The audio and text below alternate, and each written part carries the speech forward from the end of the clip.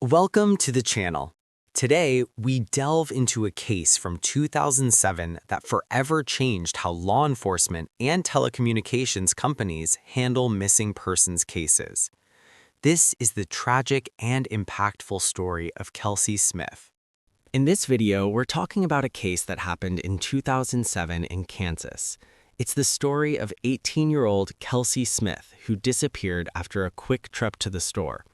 Her case drew a lot of media attention, and eventually, surveillance footage played a key role in uncovering what happened. Kelsey Ann Smith was born on May 3, 1989 in Overland Park, Johnson County, Kansas. She was one of 5 children raised by her parents, Greg and Missy Smith. Kelsey graduated from Shawnee Mission West High School on May 24, 2007, and she was excited about starting college that fall. The people who knew her described her as friendly, outgoing, and genuinely fun to be around. She had a sharp sense of humor that stood out, and she played the clarinet in her school's marching band. Kelsey also worked part-time at an AMC movie theater. On June 2, 2007, she had another scheduled shift. That morning, her mother, Missy, was getting ready to leave for a friend's wedding. At the time, she had no idea that this ordinary goodbye would be the last time she'd ever see her daughter alive. Before leaving, Missy said goodbye to Kelsey, who then drove herself to work in the car her parents had given her. Kelsey's morning shift went smoothly, with nothing unusual happening. After work, she met up with her father, Greg, and her sister, Lindsay. The three of them spent the afternoon at an amusement park, enjoying the day together. It was a happy, normal family outing, one that no one could have known would be followed by something so tragic. Around 6 p.m., Kelsey decided she wanted to go shopping. She asked her sister if she wanted to come along, but Lindsay declined, so Kelsey left the house by herself and drove to the nearest Target. Before heading out, she told her dad where she was going and said she loved him. Greg, a police officer, was very protective of his kids. He taught them basic self-defense and constantly reminded them to be aware of their surroundings. About an hour later, Kelsey called her mom, who was on her way home from the wedding. Kelsey mentioned she was still shopping, and the two had a short, casual conversation. They agreed they'd see each other when everyone got home. Later that evening, Kelsey's boyfriend, John, arrived at the Smith house. Greg trusted him, and John was around the family often. Most people thought their relationship was serious and heading somewhere long-term. That night, Kelsey had gone to the store to buy John a gift. When he tried calling her, though, she didn't answer. After not getting through, he drove over to her house, but Kelsey still wasn't there.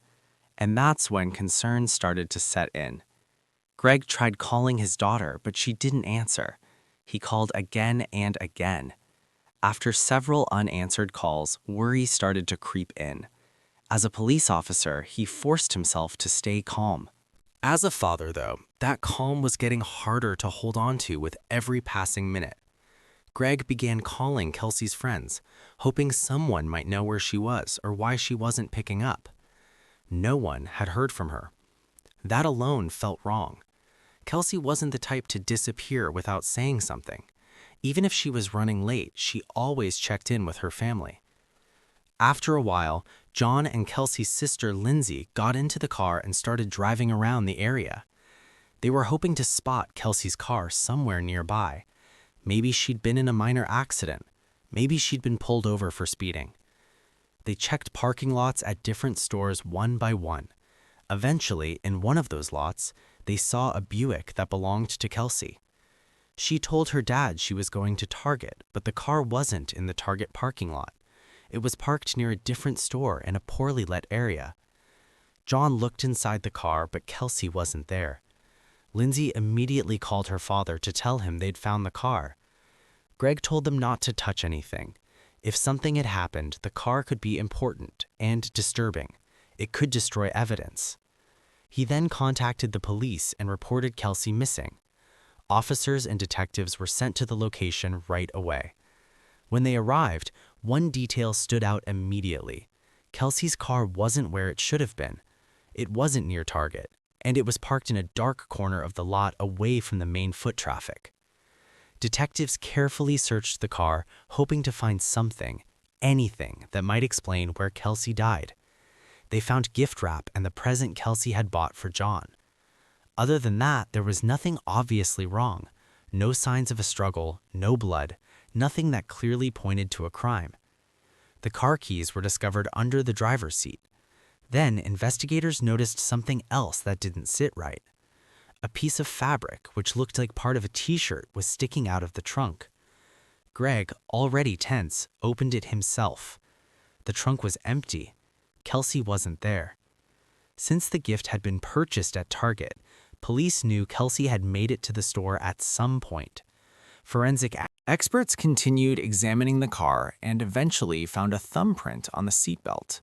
It didn't belong to Kelsey, and it didn't match anyone who was known to have access to her car. That discovery raised even more questions. Kelsey had just finished high school and was getting ready to start at the University of Kansas. She wanted to become a veterinarian and had always been a strong student. She was ambitious, upbeat, and full of plans for the future. And now she was gone. Her family was left waiting, desperate for any kind of answer.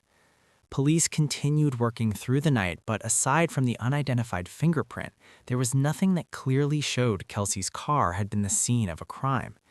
It almost looked like someone had simply parked it there and walked away. With no new leads from the car, detectives turned their attention to Target, hoping the store's security cameras might fill in some of the gaps. By the time officers arrived, the store was already closed. It was around 11 p.m. Still, they were able to get inside and review the footage. For hours, detectives sat and watched Kelsey's movements inside the store. Everything about her trip looked normal. She picked out what she needed, paid, and walked back out to the parking lot. She didn't argue with anyone, didn't appear upset, and didn't speak to anyone in a way that stood out. She left the store alone. What caught their attention came next. After getting into her car, Kelsey drove in the opposite direction of her home. The footage was grainy and there weren't enough details to explain why. That raised several questions. Why didn't she head home like she said she would? Was she the one driving the car? And was it possible she left on her own? Before dawn, Greg and Missy went to the police station to be interviewed. Greg understood the process well. This was standard procedure. In cases like this, investigators have to rule out the possibility that someone close to the victim was involved. He knew that answering the questions quickly and openly would help clear their names and allow police to focus elsewhere. They cooperated fully, and it didn't take long for detectives to rule them out as suspects. Next, police turned their attention to the person Kelsey had been closest to in the days leading up to her disappearance, her boyfriend, John. Kelsey had spent much of her free time with him, and he was the last person known to have been in contact with her. Detectives needed to know exactly where John had been before he went to Kelsey's house and told her father he couldn't reach her. In cases like this, partners are often questioned closely, so investigators decided to apply some pressure. They asked the same questions over and over, just worded differently, watching for changes in his answers or reactions. The interview lasted about 2 hours. Throughout it, John was firm in saying he had nothing to do with Kelsey's disappearance.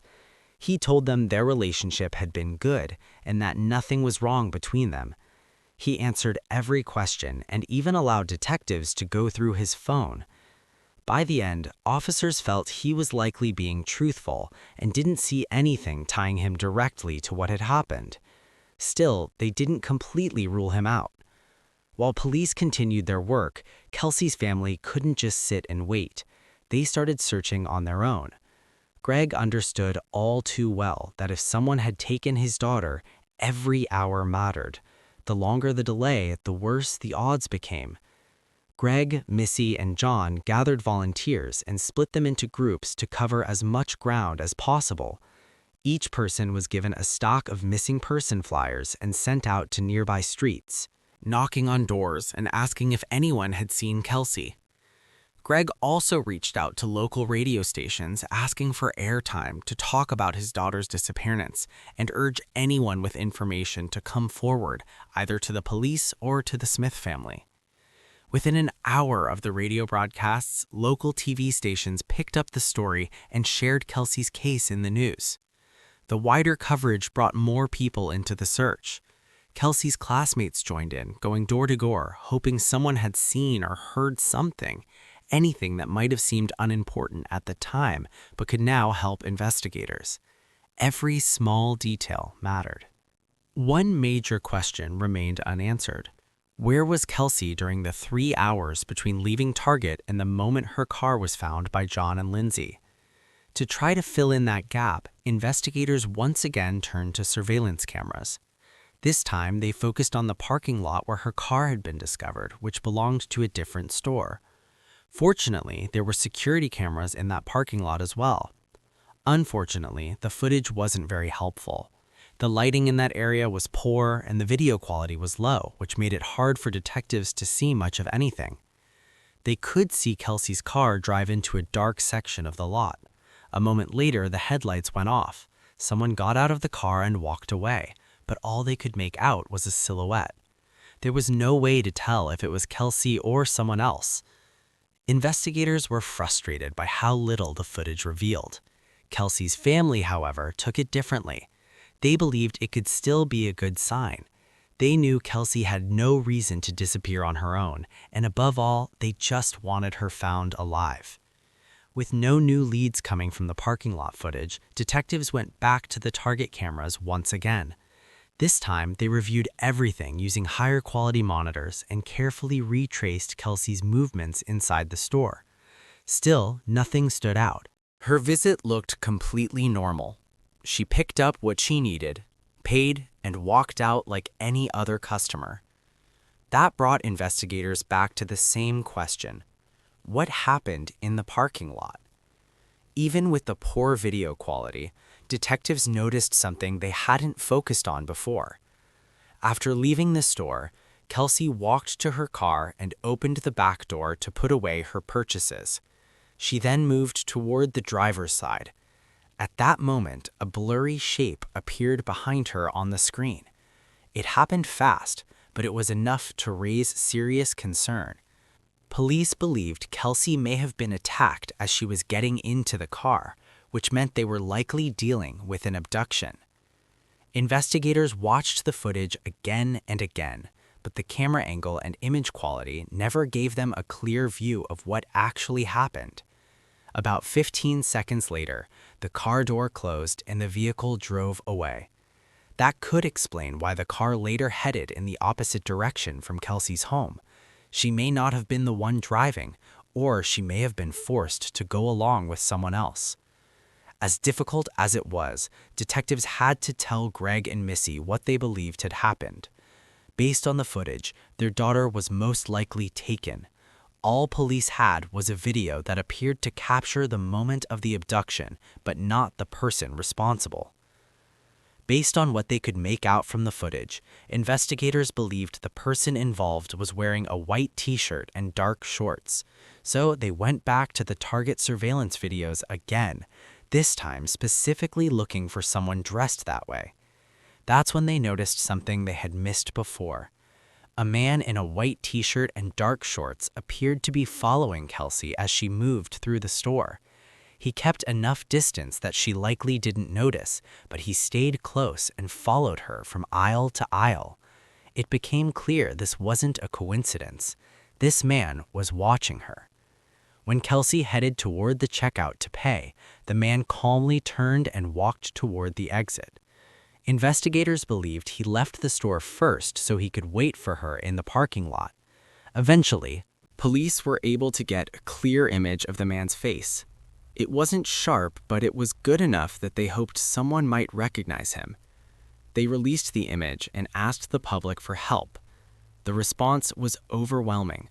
More than 1,000 calls came in with possible tips. Sorting through all of that information took time. Detectives worked through each lead, filtering out tips that didn't fit. Several people who resembled the man in the footage were questioned, but none of them turned out to be the person police were looking for. The case finally took a turn when investigators were able to track Kelsey's phone. After her disappearance, her phone showed activity in a wooded area near Longview Lake in Missouri, about 15 miles from the Target store. By this point, the FBI had joined the investigation. A large search was organized in that area, with around 200 people taking part. Kelsey was found 4 days after she was taken, just 45 minutes after her phone company provided the location data. That timing would later become an important detail. Tragically, she was found dead. Her body had been hidden beneath leaves and tree branches, an attempt to conceal what had happened. She was found unclothed, which made the motive clear. Her personal belongings were discovered a short distance away. During the forensic examination, it was determined that Kelsey died from strangulation. The person responsible had used her own belt to kill her. Police then had to do the unthinkable: inform Greg and Missy of the worst news a parent can ever receive. The news of Kelsey's death was devastating for her family and friends. On top of that grief, there was another urgent concern. The person responsible was still out there. Police knew they needed to move quickly, worried that whoever did this could hurt someone else. At that point, the strongest evidence they had was surveillance footage, so investigators went back and reviewed it again from the beginning. They knew Kelsey's car had been left in the parking lot around 9:17 p.m., so they focused on what was happening in the Target lot around that same time. That's when they noticed something new. At 9:22 p.m., a man was seen running toward a dark pickup truck, jumping inside and speeding away. At first, it wasn't clear if this was related or just a coincidence. Investigators then asked another question. What if that truck had been there earlier, before it was dark? They rewound the footage and found their answer. The blue pickup truck had pulled into the Target parking lot at 6:55 p.m. Just 1 minute later, Kelsey arrived and parked right next to it. It may have been a terrible coincidence, but that could have been the moment the person responsible first noticed her. Police released images of both the pickup truck and the man seen following Kelsey, hoping someone would recognize him. This time, it worked. 2 people contacted the police, independently identifying the same person. One caller said he was a coworker. The other said he was a friend. Both gave the same name, Edwin Hall.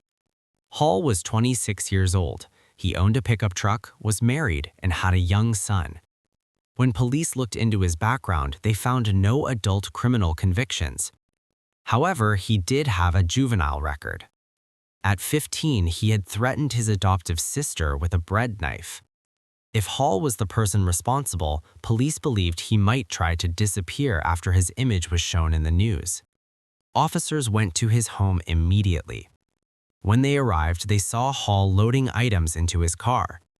He appeared to be preparing to leave with his family, but police reached him before he could go anywhere. Edwin Hall was arrested and taken to the police station for questioning. During the interview, he denied any involvement in Kelsey Smith's disappearance or death. Hall told detectives he didn't even know who Kelsey was, but that claim didn't hold up. The Target surveillance footage clearly showed him following her through the store. When investigators confronted him with the video, he changed his story. He admitted that he had been watching Kelsey, saying he noticed her legs, but he still insisted that he never spoke to her and had no contact with her after she left the store. Hall agreed to give police his DNA and fingerprints, confident it would clear him as a suspect. He believed he hadn't left any evidence behind. That belief turned out to be wrong. His fingerprint matched the one found on the seatbelt inside Kelsey's car. There was no innocent explanation for that. The match directly tied Edwin Hall to Kelsey's abduction and murder. At that point, it didn't matter what he said. Police knew he was the person who ran up to her in the parking lot. Once detectives told him about the fingerprint match, Hall stopped denying it. He chose not to wait for the DNA results and confessed. In exchange for avoiding the death penalty, he agreed to give a full account of what he had done. Hall told investigators that he noticed Kelsey when he saw her in the Target parking lot. He followed her into the store, kept an eye on her while she shopped, and then waited for her to return to her car. When she did, he pulled a gun and attacked her. He forced her into her own car and drove her to a wooded area outside the city. There, he made her undress and eventually killed her, later saying he was afraid she would report him. Afterward, Hall hid Kelsey's body beneath leaves and branches. He then drove her car to another nearby parking lot, left it there, returned to Target to retrieve his pickup truck, and drove home. In the years after Kelsey's death, Greg and Missy Smith spoke openly about what they had learned. They noticed that many violent crimes target children and young adults. "We wanted to prevent this from happening to others," Missy said. With that goal, they began organizing safety awareness seminars. Greg, who was a police officer at the time of his daughter's death, adapted the training techniques he'd learned on the job and applied them to everyday situations civilians could understand. Their efforts led to the creation of the Kelsey Smith Act, which passed in Kansas in 2009. Similar laws have since been adopted in 23 other states. However, in 2016, the act failed to pass in the U.S. House of Representatives. Members of Congress who voted against the bill raised concerns about privacy, particularly the idea of law enforcement accessing phone information without a subpoena. The Smiths have pushed back on that argument, explaining that the law only allows access to location data. Text messages, photos, and phone calls would remain private. For 13 years, Greg and Missy Smith have continued to push for change in Congress. What keeps them going is simple. "It's Kelsey," Greg has said. "There's no doubt about it. It's Kelsey." She was just 18 years old, fresh out of high school when she walked out of a Target in Overland Park and never came home. It took 4 days for the cell phone company to release location data from Kelsey's phone.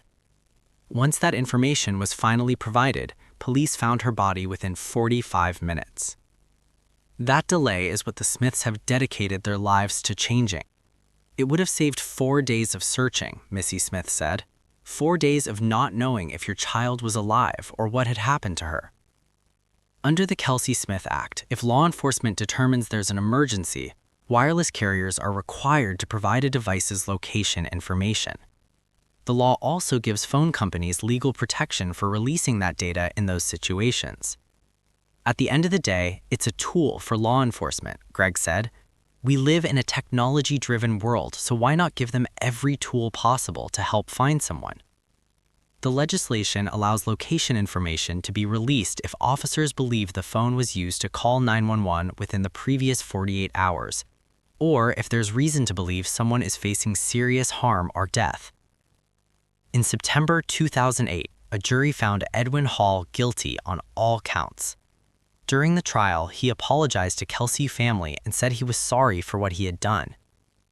The court sentenced him to life in prison without the possibility of parole. 16 years after her death, Kelsey, who would have turned 34 on May 3rd, has become the face of a movement pushing for faster action from telecommunications providers during emergencies, especially as GPS and cell phone technology continue to advance.